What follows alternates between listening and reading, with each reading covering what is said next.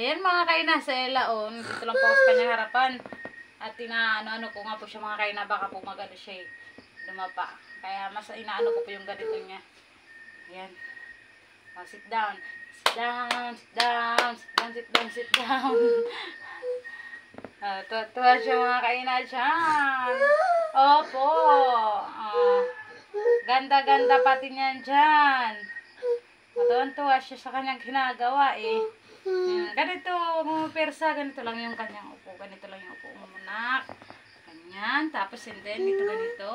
Hindi, ganito. Yan, ganyan. Yan po yung tinatawag na Indian sit. Yung parang ganun po ata yun. Hindi ko sure. Ano Ella, no? Hindi namin sure na Ella kasi na ano lang po namin yung parang ganun. Oh. Tantawa naman talaga yan dyan. Nakalagay Ganda, pang ganda. back support.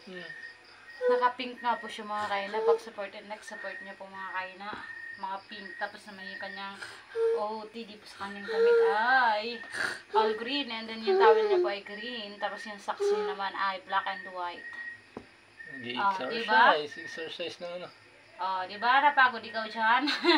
Napagod ka, no? Napagod? Hindi pa. Ha? Wala, marunong na mag-wipe talaga. Very good na talaga. Oh, yeah. Ang very good na talaga si Ella. Ay, very good. Nag-wipe na. Opo. Oh. Oh, diba? Oh, wipe ulit. Wipe. Wipe again. Oh, wipe. Ay, very good na talaga. Yay!